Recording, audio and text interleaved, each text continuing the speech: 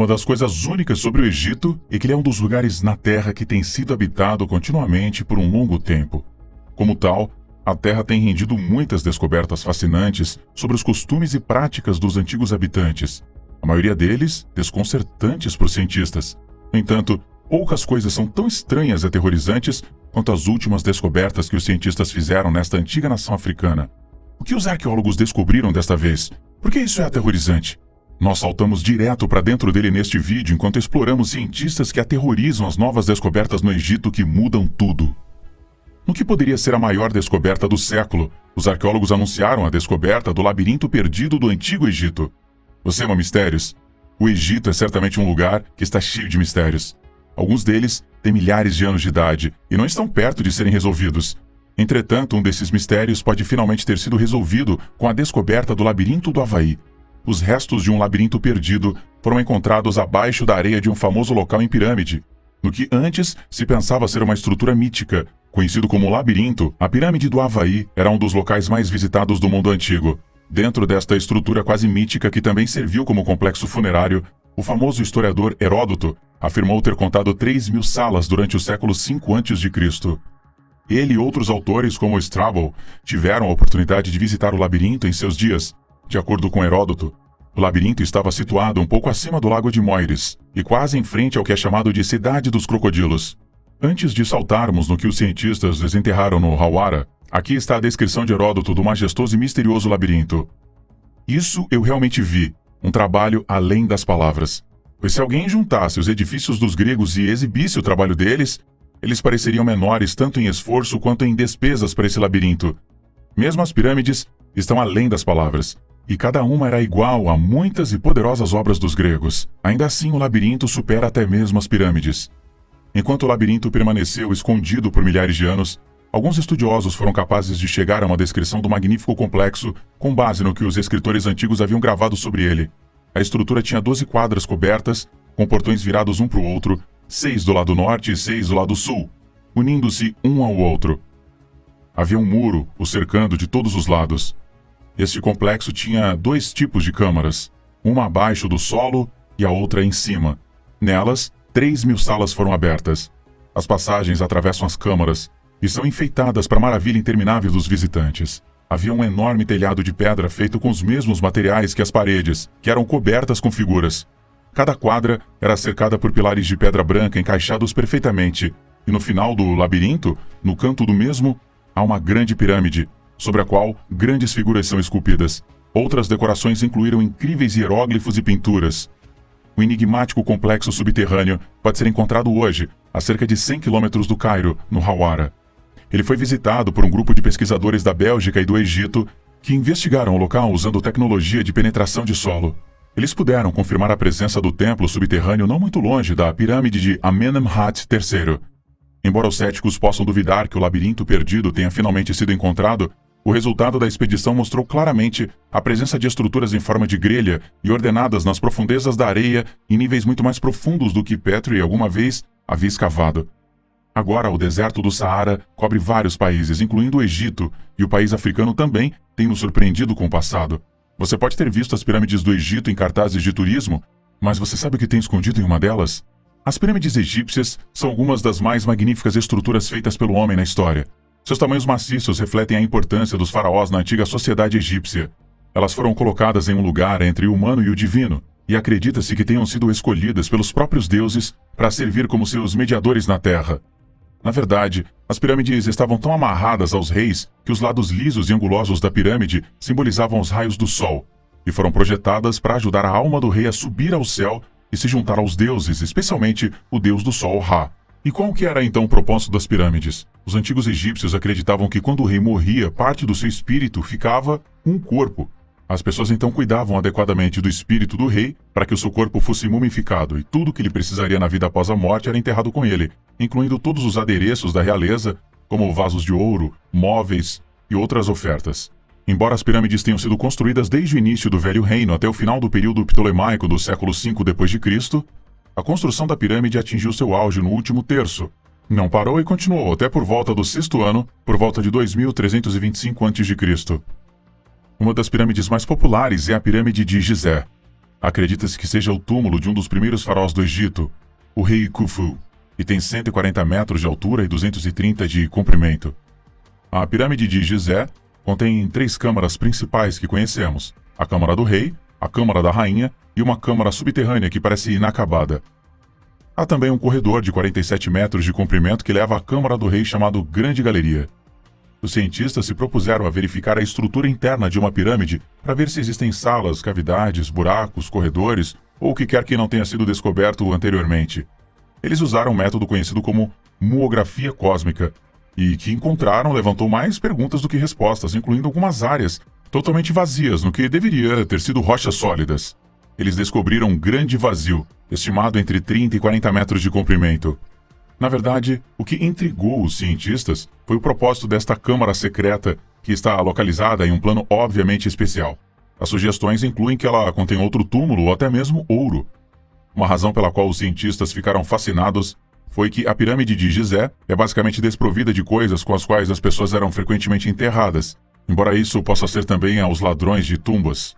Eles não podiam tocar no grande vazio, então o que quer que ele originalmente contivesse deve estar intacto. Muitos dos antigos lugares associados ao Egito continuam perdidos. Entretanto, um deles pode ser revelado por uma fonte altamente incomum: babuínos mumificados. E essa é a terra perdida de Punt. Enquanto a mumificação mais elaborada era realizada com frequência para a realeza e a elite, às vezes os animais também desfrutavam da honra. Graças a esse privilégio, os restos de alguns babuínos puderam nos ajudar a localizar o local da antiga terra de Punt, um dos valiosos parceiros comerciais do Egito. Os textos egípcios antigos colocam Punt em algum lugar ao sul e leste do Egito e mencionam que era um lugar que podia ser alcançado tanto por terra quanto por mar. No entanto, uma grande região se encaixa perfeitamente. Qualquer lugar que caísse na faixa da Península Arábica, ao nordeste da Somália, sul do Sudão e norte da Etiópia ou Eritreia, poderia ser a terra de Punt. Nathaniel Dominy, um primatologista e professor de antropologia na Dartmouth College em New Hampshire, no entanto, afirma que pode haver uma maneira de diminuir a lista de possíveis localizações na terra perdida de Punt usando babuínos. Estes animais não são nativos do Egito, mas antigos egípcios os importaram e os mumificaram por séculos. Na verdade, alguns templos e necrópolis contêm centenas de múmias de babuínos. Muitos parecem ter vivido muito tempo em cativeiro, servindo como animais de estimação ou de serviço. Algumas pinturas de túmulos os mostram servindo como algum tipo de cão policial, ajudando as autoridades a perseguir os ladrões.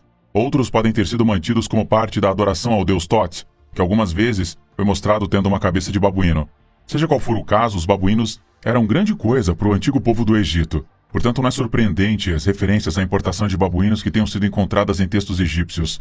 Um deles mencionou que babuínos vieram da terra de Punt, e Dominy diz que seguir a trilha dos babuínos poderia nos levar ao Punt. Aqui é onde a biologia se encontra com a arqueologia. Dominy e seus colegas estão rastreando os babuínos observando os níveis de variações de estrôncio e oxigênio nos tecidos dos animais. As variações moleculares, chamadas de isótopos, estão presentes no solo e na água, e diferem de lugar para lugar.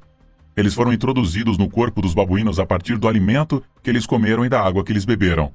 Você pode encontrar registros de um animal que comeu e bebeu em sua vida através de diferentes partes de tecidos corporais. Por exemplo, o esmalte dos dentes se forma nos primeiros 3 anos de vida de um babuíno, de modo que isótopos de oxigênio e estrôncio no esmalte podem revelar onde o babuíno nasceu.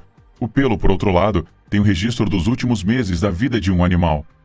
Então, Dominy e seus colegas analisaram o estrôncio e os níveis de oxigênio de 155 babuínos modernos, retirados de 77 locais diferentes.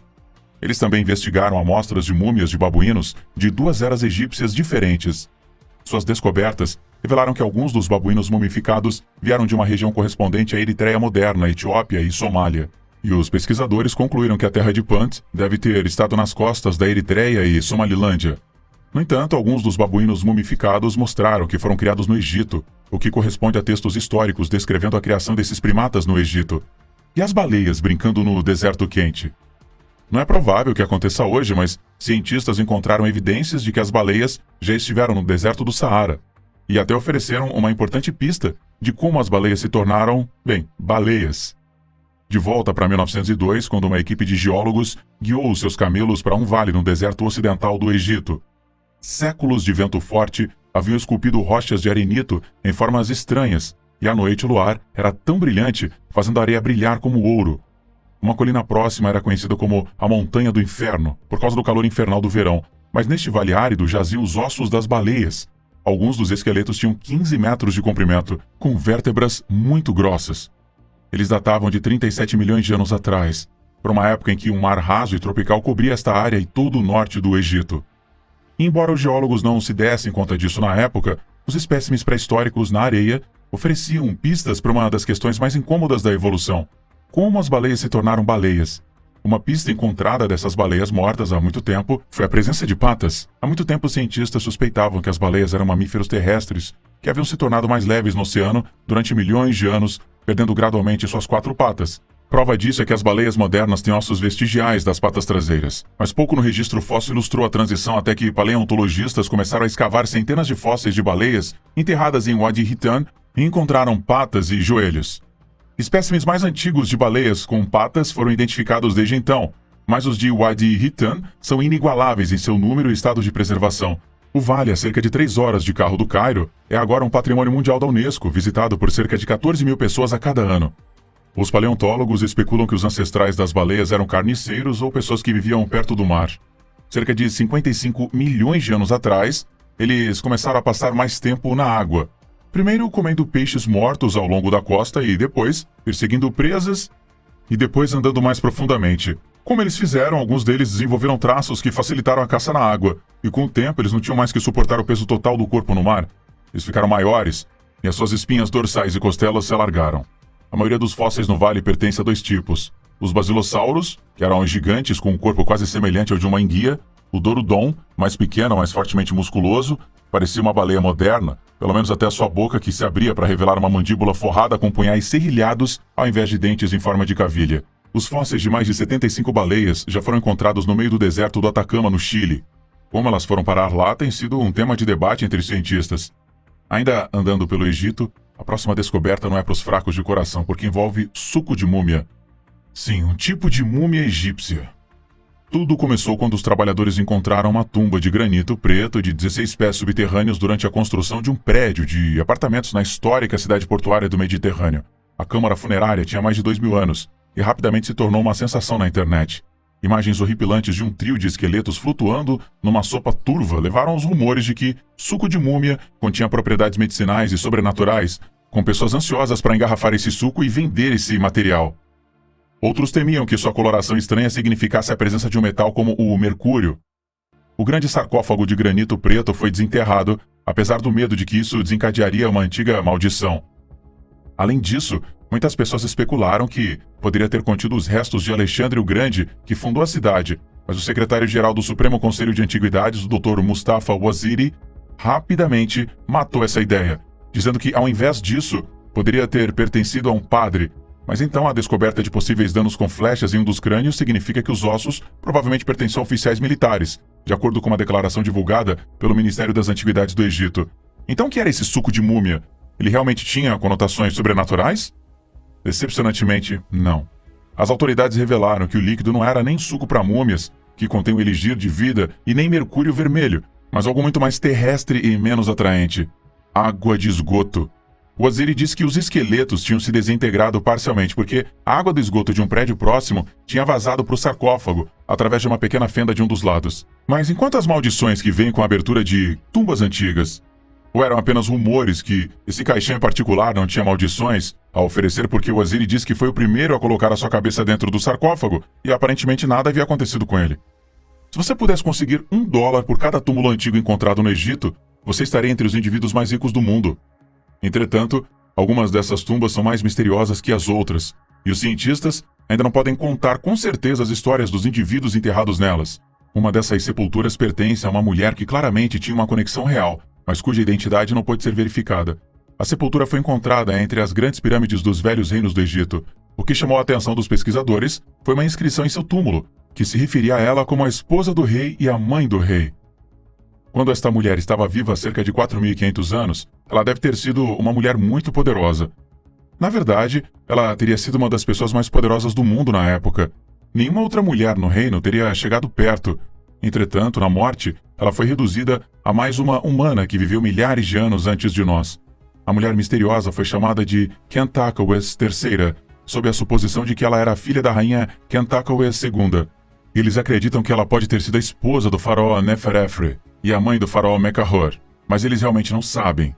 Eles estão apenas adivinhando. Se o nome dela era Khentacaues III, então não há nenhuma referência a ela em nada que nós já tenhamos encontrado. Talvez futuras descobertas possam lançar luz sobre este misterioso membro da classe dominante. Quando foi a última vez que você encontrou um objeto antigo e se perguntou exatamente para que ele foi usado?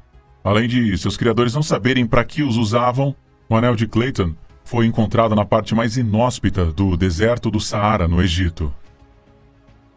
Com o nome do geógrafo e explorador do deserto, P.A. Clayton, 1896-1962, os anéis de Clayton são cilindros cônicos de cerâmica abertos em ambas as extremidades. Eles são sempre encontrados com um ou mais discos de cerâmica perfurados que são sempre um pouco maiores que a abertura menor do anel, mas não cabem como tampas.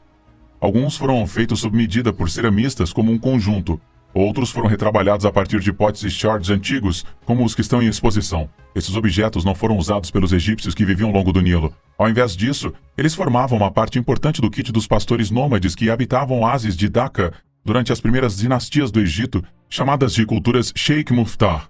Anéis e discos de Clayton foram encontrados no oásis ao redor de campos de caça e pastoreios sazonais desta cultura, mas também em lugares de até 300 quilômetros de distância de fontes de água permanentes, além do alcance seguro de qualquer outro pastor ou caçador. O que tornou estes objetos tão cruciais que as pessoas se deram ao trabalho de levar esses anéis de Clayton para longe do deserto? Esta é uma pergunta que ainda não foi respondida. É fácil esquecer que o antigo povo do Egito era humano como nós em muitos aspectos. Eles eram vaidosos e tinham suas inseguranças também. Esse é o caso de Djedefre, que queria construir a pirâmide mais alta. No entanto, este rei não tinha recursos para superar os outros, então ele enganou um pouco. Ele construiu a sua própria pirâmide em uma colina. Djedefre também construiu um par de pirâmides de satélites menores por perto. A pirâmide principal foi construída sobre um afloramento rochoso usando pedras. Djedefre usou um método comum à terceira dinastia, escavando uma trincheira na parede norte que desce para encontrar um eixo vertical, ao invés de construir uma pirâmide, e depois cortar na rocha para criar uma câmara. Um depósito de fundação foi enterrado no corredor descendente, que inclui uma lâmina de machado de cobre. O corredor leva à antecâmara e à câmara funerária, onde um fragmento de granito rosa foi considerado como parte do sarcófago do rei. Há um nicho na parede leste do núcleo da pirâmide, que pode ter segurado a porta falsa. Djedefre certamente tinha um gosto único em cores. As camadas inferiores do revestimento eram de granito rosa. Pensou-se que a pirâmide principal do satélite era destinada a uma de suas esposas, mas poderia ter funcionado como um edifício de culto. Outra pirâmide foi descoberta recentemente no canto sudeste da pirâmide. Ela tem um eixo em frente à face norte, que leva a um corredor com duas câmaras a oeste e uma a leste. Fragmentos de um sarcófago de calcário descoberto em uma dessas câmaras podem ter sido inscritos com o nome de Eptefres, outra das esposas de Djedefre. A escavação no local produziu muitos objetos fascinantes, incluindo um grande frasco e prato de alabastro, muitos fragmentos de cerâmica e duas tampas de alabastro que podem ter sido parte de um conjunto de frascos de Canopic. A placa tem a inscrição correspondente ao nome Horus de Khufu. Djedefre tinha um fosso escavado no lado leste da pirâmide, que poderia ter servido como um fosso para barcos. Enquanto os cientistas esperavam encontrar restos de barcos na fossa, o que eles encontraram ao invés disso foram fragmentos de cerca de 120 estátuas de Djedefre despejadas ali. Muito provavelmente as estátuas foram intencionalmente deformadas, provavelmente por romanos e cristãos. Outras estruturas anexas à pirâmide incluem uma sala de guarda, uma oficina, alojamento para trabalhadores, etc. O rei obviamente não queria passar fome, então ele tinha lojas de grãos, padarias e uma cervejaria incluída em sua colina. Uma casa no pátio da oficina ocidental compreendia um salão de recepção, com colunas aplainadas contra as paredes e uma única coluna central, um quarto e salas públicas abrindo em uma pequena quadra. Os pesquisadores disseram que as lascas de pedra encontradas na oficina sugerem que os blocos foram cortados em forma antes de serem usados. Por alguma razão, enquanto todas as outras pirâmides do Egito ainda estão de pé depois de milhares de anos, a pirâmide de Djedefre na colina foi completamente destruída. Tudo que você vai encontrar hoje é a base. Não está claro como a pirâmide de Djedefre encontrou sua destruição. Alguns pensam que Djedefre morreu antes que eles pudessem fazer grande parte do trabalho, e sua pirâmide foi abandonada. Outros especulam que os romanos a desmontaram para as pedras há 2000 anos atrás, sem nenhum respeito por um enorme monumento histórico.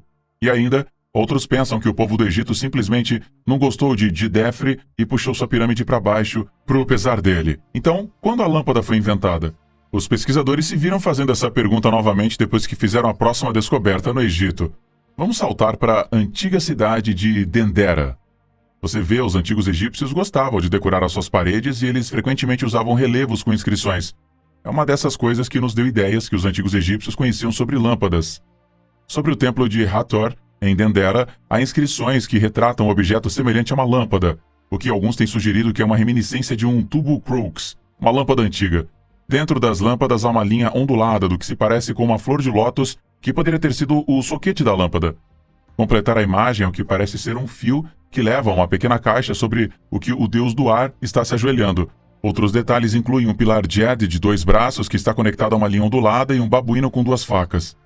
Em Os Olhos da Esfinge, de Eric von Däniken, sugeriu que a cobra representava o filamento, o pilar Djed era um isolante e o tubo era de fato uma antiga lâmpada elétrica. O babuíno era aparentemente um aviso de que o dispositivo poderia ser perigoso se não fosse usado corretamente.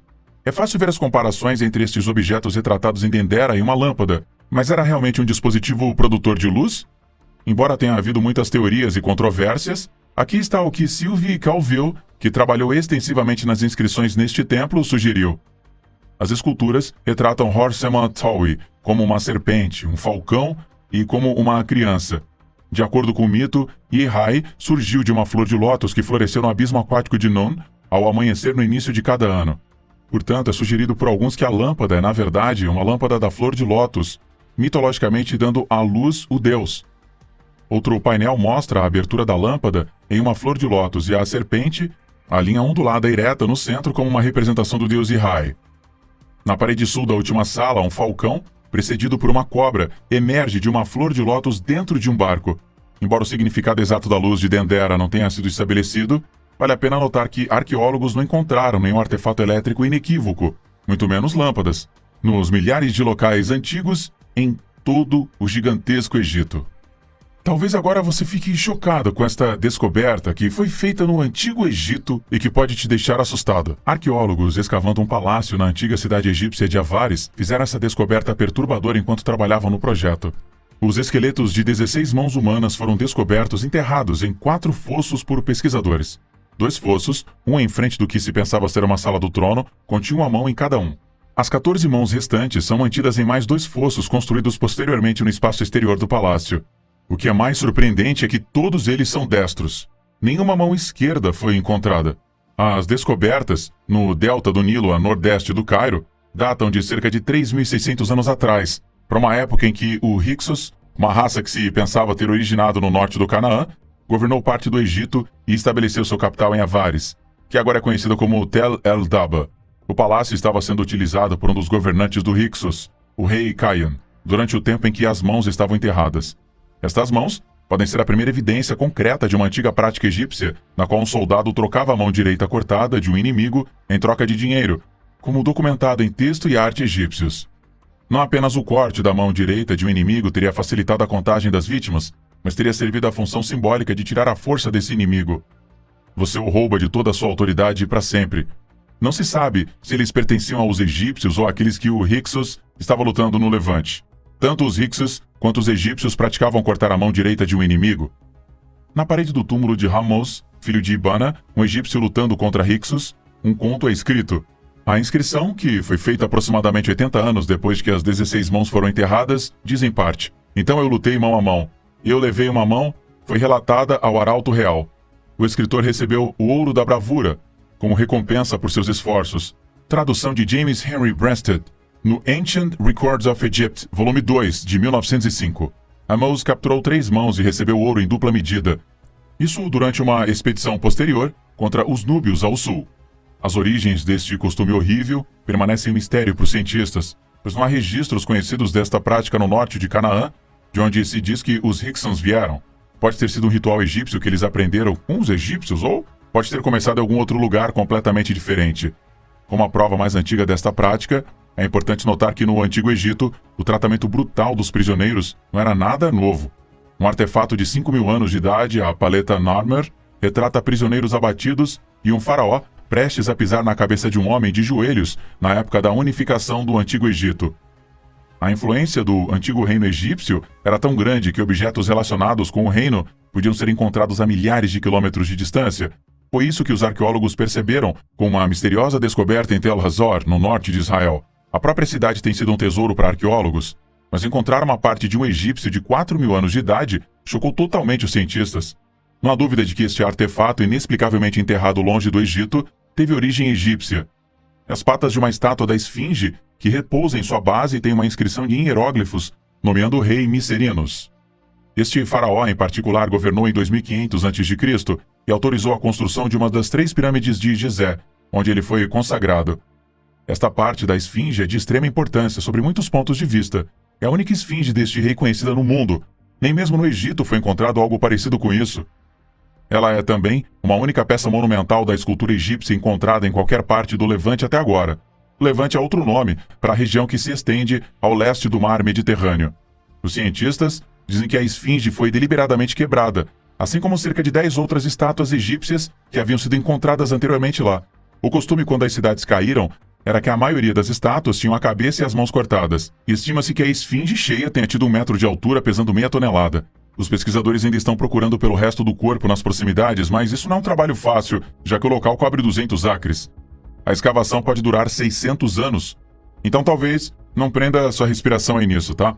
Todo verão, arqueólogos, estudantes e voluntários descem a Tel Hazor para descobrir como os antigos viviam. O lugar se tornou importante para a arqueologia bíblica, que visa iluminar os eventos na Bíblia.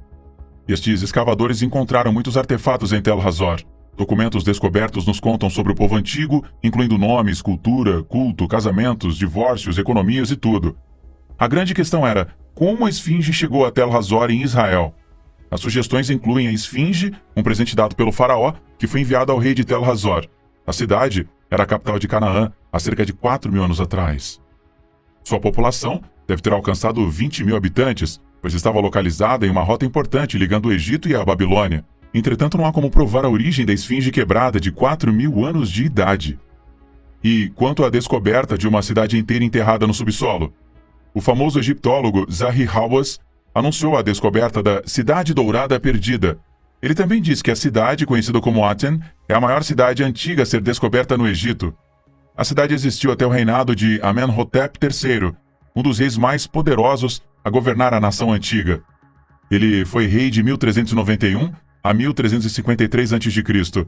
A cidade ainda existia quando os faraós Ai e Tutankhamun, cuja tumba quase intacta foi descoberta nos Vales dos Reis pelo arqueólogo britânico Howard Carter em 1922, estavam no poder.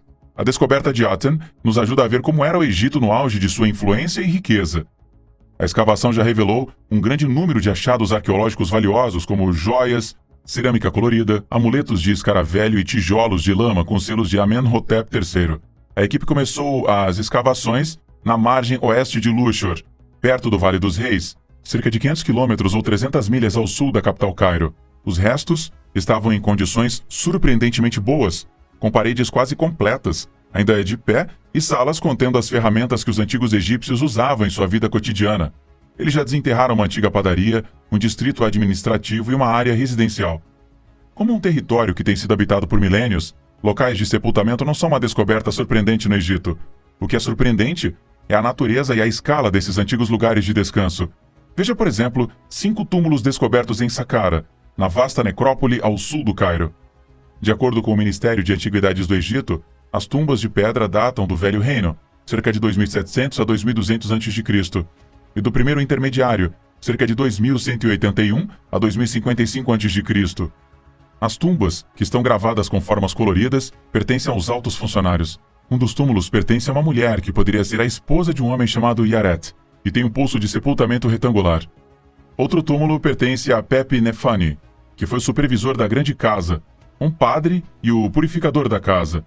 Ele tem um poço de sepultamento de 6 metros de profundidade. Outro túmulo, que consiste de um poço de enterro de 6 metros de profundidade, pertence a uma mulher chamada Peti. Era a sacerdotisa de Hathor, a deusa da fertilidade e do amor.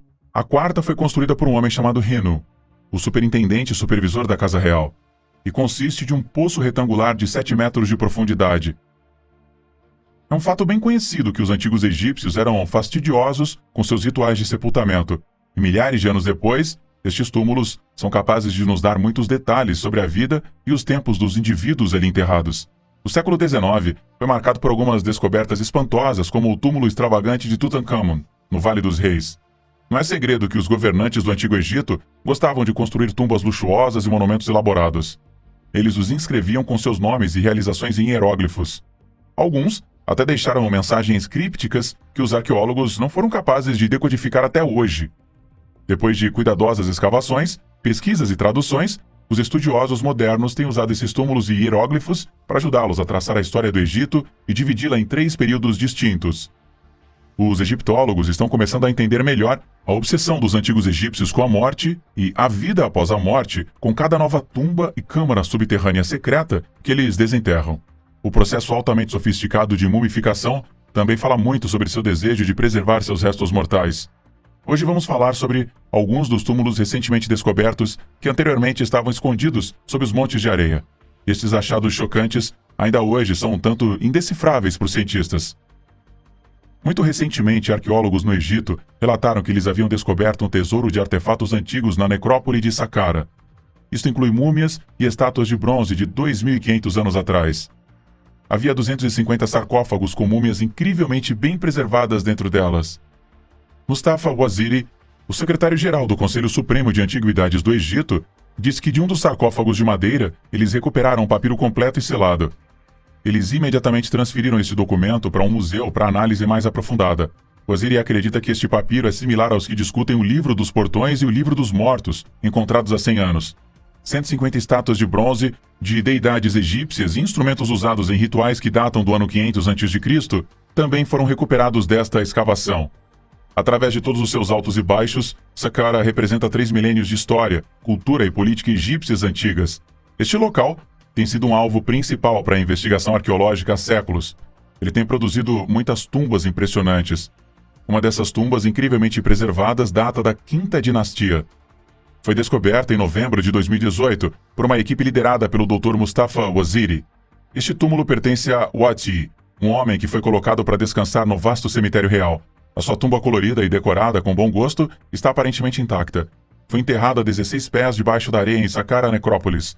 Apesar de ter 4.400 anos de idade, a cor desse túmulo ainda está intacta.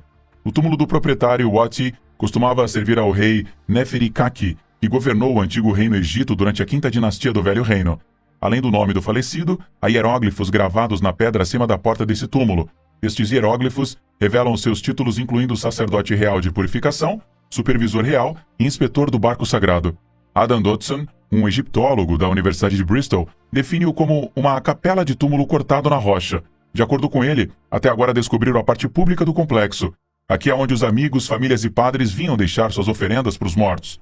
Relevos pintados, esculturas e inscrições cobrem as paredes da galeria retangular deste túmulo.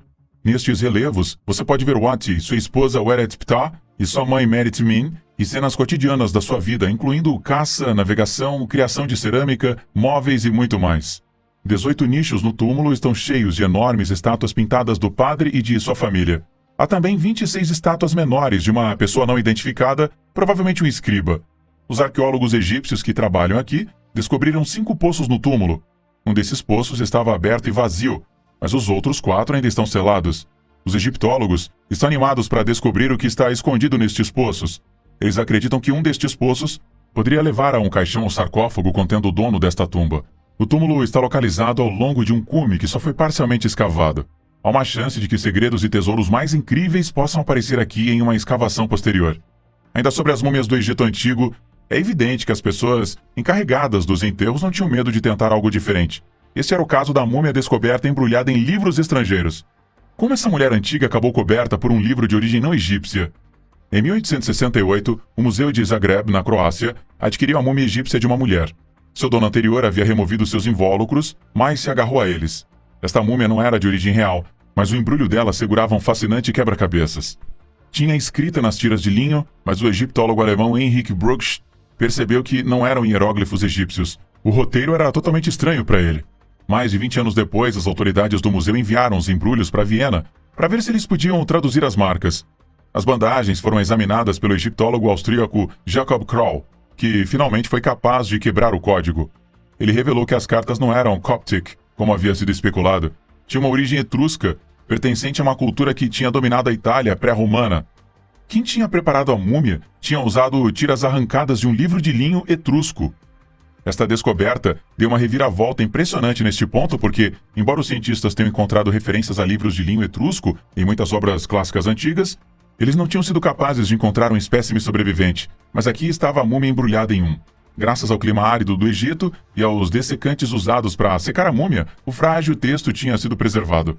O achado também acabou sendo o mais longo texto etrusco já encontrado, provando ser uma mina de ouro de informação sobre a cultura deste antigo povo. Hoje você encontrará a antiga Etrúria na região de Toscana, na Itália. No século 88 a.C., o povo da Etrúria negociou com os gregos e desenvolveu uma cultura de trabalho em metal, pintura e escultura. Graças a essa influência, a cultura etrusca começou a adaptar os deuses e alfabetos gregos em seu próprio roteiro, apesar de ter sido escrito da direita para a esquerda. O etrusco acabaria se tornando popular e suas palavras acabariam no léxico romano. Mesmo o imperador romano Cláudio do I século foi um estudante de etrusco e escreveu sobre sua história em 20 volumes. No entanto, a cultura romana acabaria substituindo o etrusco. Antes de ser rasgado em bandagens, o livro de enterro de linho formava uma folha de cerca de 11 pés de comprimento, com 12 colunas de texto. A parte usada para o curativo corresponde a cerca de 1.330 palavras, ou 60% do texto original. Antes da descoberta, os especialistas etruscos só podiam estudar a língua antiga com base em cerca de 10 mil inscrições curtas. Os cientistas inicialmente pensaram que o livro de linho era um trabalho funerário, e isso levou à conclusão de que ele foi feito especificamente para o corpo que foi usado para enterrar. Entretanto, o livro de linho etrusco não era o único texto encontrado nos envoltórios da múmia. Um papiro do livro egípcio dos mortos também foi usado no corpo. Esta obra egípcia faz referência a uma figura feminina chamada Nessie Khons, ou a dona da casa. Os estudiosos agora acreditam que o nome se refere à mulher cujo corpo foi mumificado. Mais tarde foi estabelecido que ela viveu algum tempo entre o quarto e os primeiros séculos antes de Cristo e morreu na casa dos 30 anos. A tinta preta usada para escrever o conteúdo do livro era feita de marfim queimado, com títulos e rúbricas em vermelho escritos em cinábrio, um minério escarlate usado em pigmentos. Parte do texto foi obscurecida em muitos lugares pelo bálsamo usado no processo de mumificação. Entretanto, os cientistas foram capazes de recuperar alguns dos textos usando fotografia infravermelha. Isso os ajudou a verificar que o livro era um calendário ritual que detalhava os ritos decretados ao longo do ano. O livro está cheio de instruções sobre os deuses que devem ser adorados e quais ritos, como uma libação ritual ou sacrifício de animais, devem ser realizados. Uma das divindades mencionadas é Nethons, um deus etrusco da água. O texto também menciona o Sil, o deus do sol etrusco, semelhante a Hélios, o deus grego do sol. Com mais estudos, os cientistas foram capazes de achar o local de sua composição. Os especialistas etruscos acreditam que o livro de linho foi feito perto da moderna cidade italiana de Perugia. Então, como esse texto foi parar nas mãos dos criadores de múmia no Egito? Isso ainda é um mistério. Uma teoria era que Alexandria, onde a múmia foi obtida, era uma cidade cosmopolita, o que implica que encontrar um texto de outra cultura não era uma raridade. Aparentemente, os mumificadores simplesmente usavam os materiais em que podiam colocar as suas mãos. Outras teorias sugerem que, se a mulher fosse de linhagem etrusca, seus parentes poderiam tê-la enterrado de acordo com seu costume adotivo ou original. Um dos maiores mistérios do Antigo Egito é o completo desaparecimento da rainha Nefertiti, uma das poucas mulheres que governou a nação norte-africana. Nefertiti era a esposa do faraó Akhenaton. Historiadores sugerem que ela era a mãe do faraó Tutankhamon. Acredita-se que ela tenha tomado o controle do império e se tornado uma governante por direito próprio, ao invés de ser apenas a esposa ou mãe de um monarca. No entanto, perplexamente, enquanto os túmulos de outros governantes ainda hoje estão de pé, o local de sepultamento de Nefertiti nunca foi encontrado. A busca por seu túmulo ainda está em andamento. Em 2018, arqueólogos estavam animados por terem encontrado seu túmulo secreto em uma câmara dentro da tumba do rei Tut. Entretanto, quando a parede foi escaneada, eles não encontraram nada lá dentro. Enquanto seu túmulo permanece perdido, outra coisa curiosa é como não houve nenhuma menção à sua morte na história egípcia. Perplexamente, após aproximadamente o 12º ano do reinado do seu marido Akhenaton, todos mencionam suas paradas por completo. Há uma teoria de que isso é porque ela se tornou o faraó e adotou um nome diferente, mas nem todos concordam. Alguns pensam que a resposta para esse mistério é um pouco mais mundana do que a gente possa esperar. De acordo com a doutora Joyce Child-Salley, a explicação mais simples é apenas que Nefertiti nunca foi uma faraó. A doutora Child-Salley acredita que as pessoas fizeram um grande negócio com Nefertiti nos anos 1920 porque uma escultura de seu rosto se tornou popular, e eles só queriam que as pessoas acreditassem nisso e que ela fosse popular o suficiente.